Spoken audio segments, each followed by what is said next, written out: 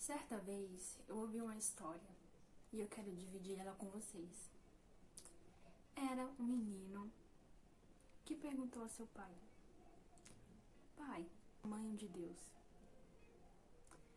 E o pai, procurando uma forma de como responder essa pergunta, olhou para o céu.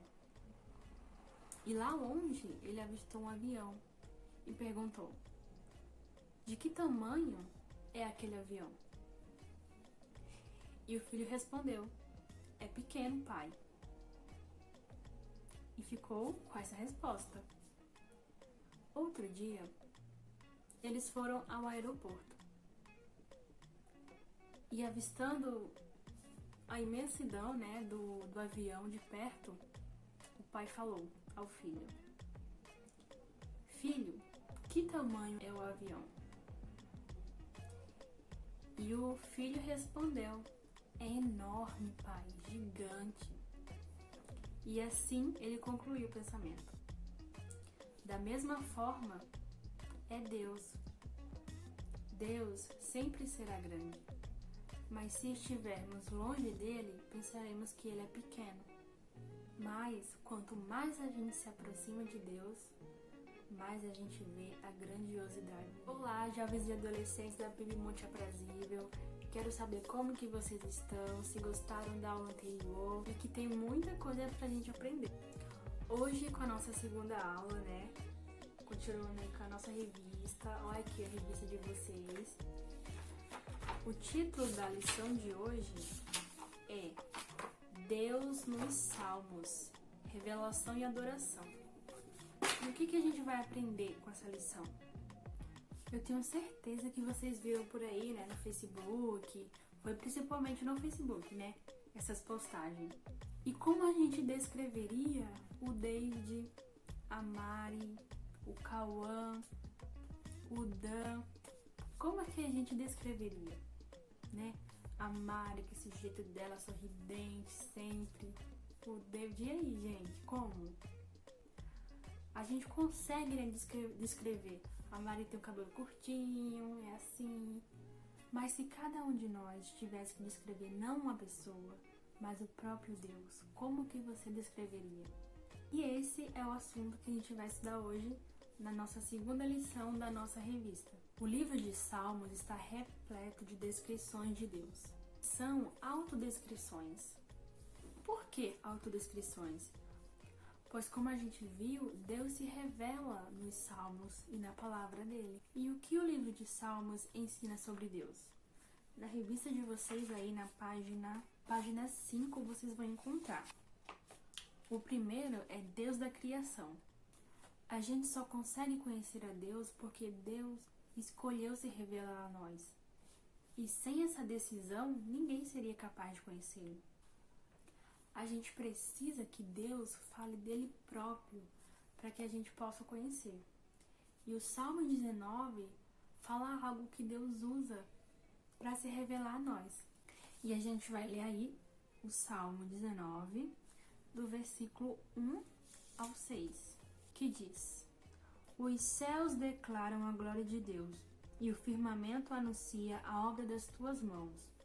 Um dia faz declaração a outro dia, e uma noite mostra sabedoria a outra noite.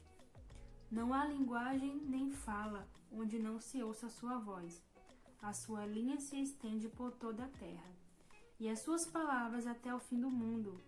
Neles pôs uma tenda para o sol, o qual é como um noivo que sai do seu e se alegra como um herói a correr o seu caminho.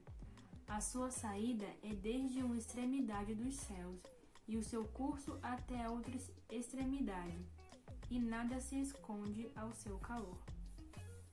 Lendo esses salmos, o que vocês percebem? Aqui fala muito da criação, como Deus se revela a nós por meio da criação.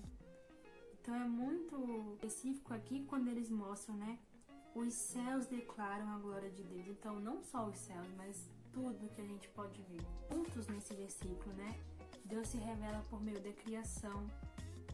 Sua revelação nunca termina, ela é contínua, dia e noite. E é feita sem o uso da palavra.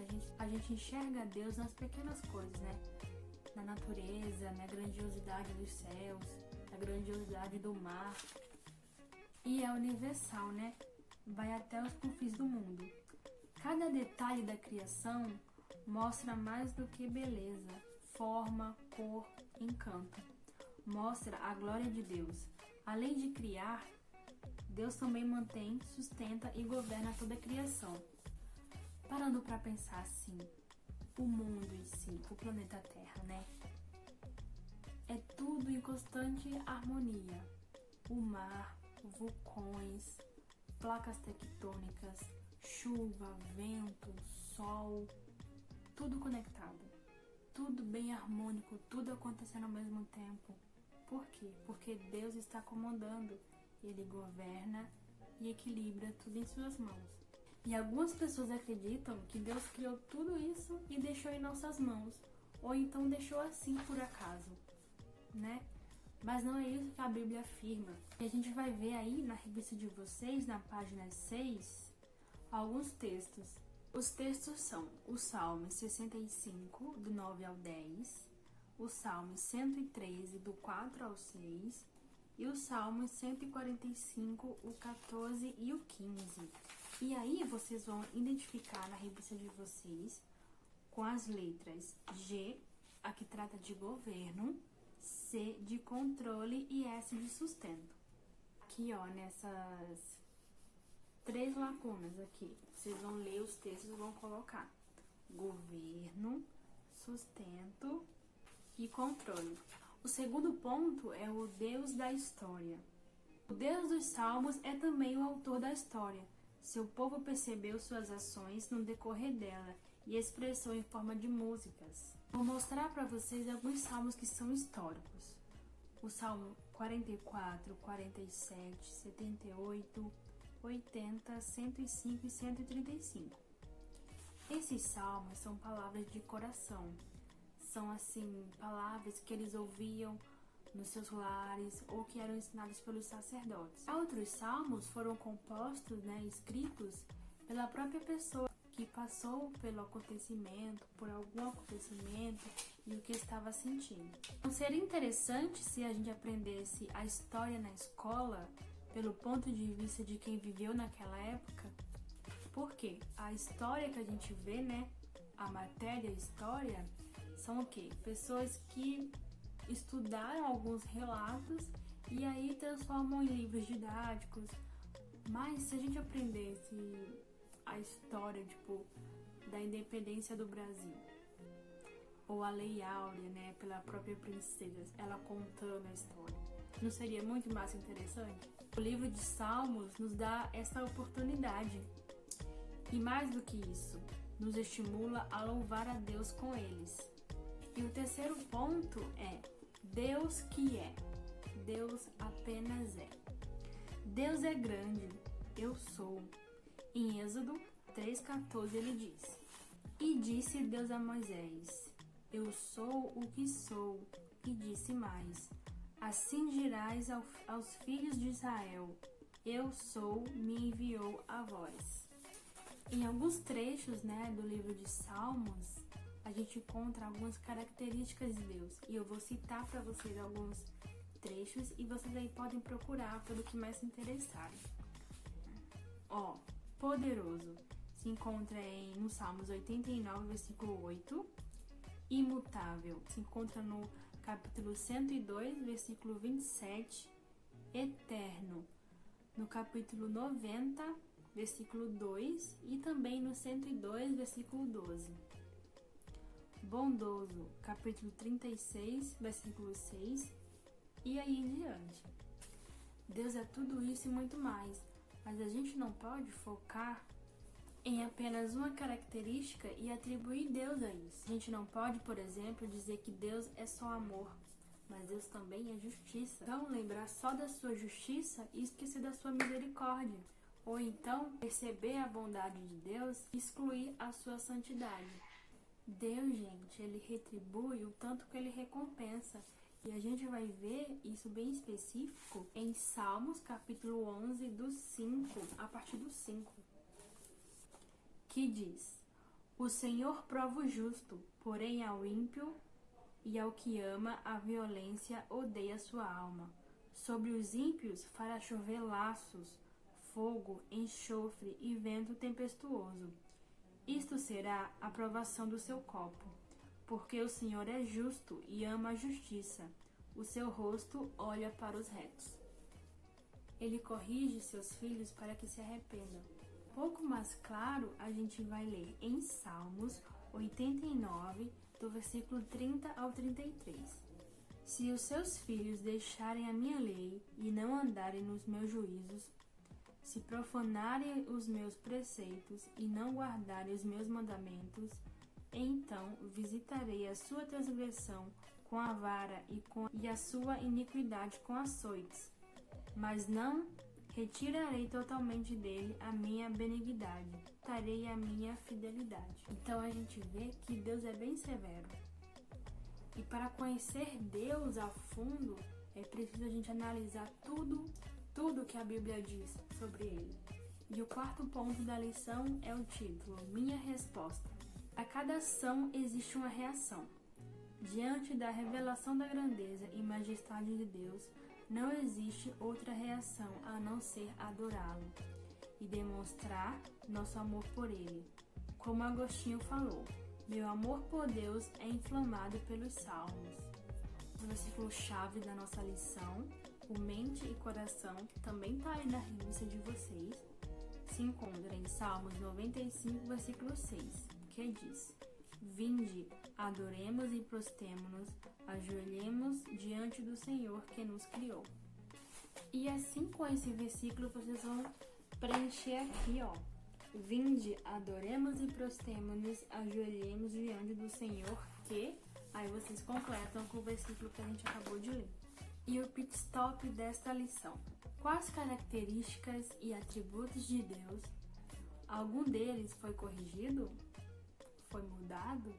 O que muda na sua devocional, no seu momento a sós com Deus, nos seus estudos, por ter conhecido um pouco mais de Deus e de seus atributos?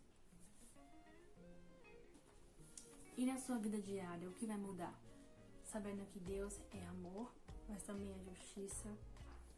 Ele lhe pune, mas ele te ensina para você fazer o correto e se arrepender. E agora vamos para a chegada da nossa lição, que diz, acompanha aí na revista: O Senhor tem prazer em se fazer conhecido para você. Ele faz isso por meio da sua criação e da sua história. Mas é por meio da Escritura que o conhecemos de modo especial e melhor, como acontece nos Salmos que seu povo compôs para adorá-lo.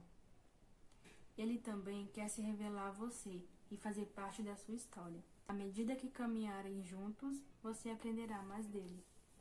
E a superação dessa semana, aí na revista de vocês, fala assim: use o roteiro da semana, que são os versículos, né, que tem aí, que são os versículos, né, de domingo a sábado.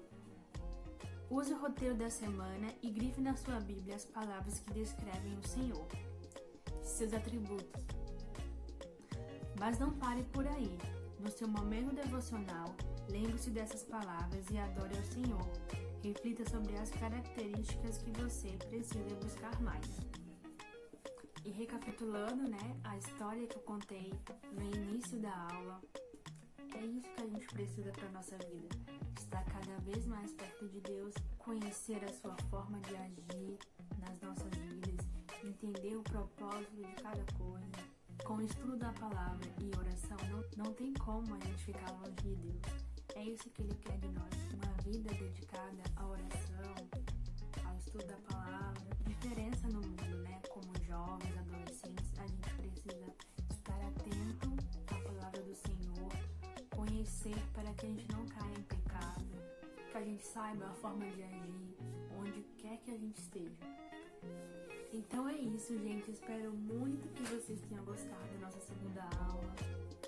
Quem puder aí me manda um WhatsApp, mensagem com alguma dúvida que vocês possam ter aí durante a semana. Ou então, se vocês realizaram as atividades, né, o pit stop, pode me mandar que eu quero ver vocês aí indo para nossa aula, para ser uma coisa bem agradável. vocês tenham gostado. Não se esqueçam de realizar a atividade da semana, de ler o roteiro da semana com versículos. Pois aí vocês me contam, né, como que estão se programando, como que estão fazendo as atividades, se tá dando certo. Me manda também para eu poder ver, né, avaliar como vocês estão se saindo. Fiquem com Deus e até a próxima aula.